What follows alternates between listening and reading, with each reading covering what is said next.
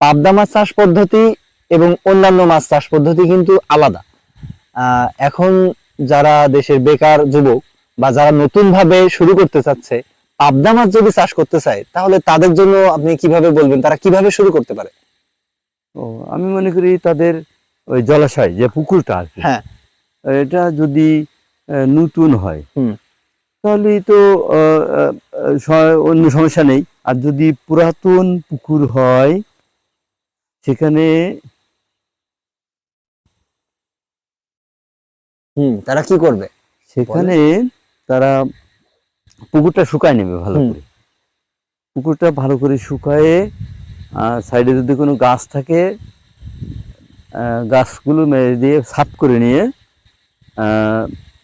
সেখানে পানি দেওয়ার আগে পুকুরটা চুন দিয়ে সুন্দর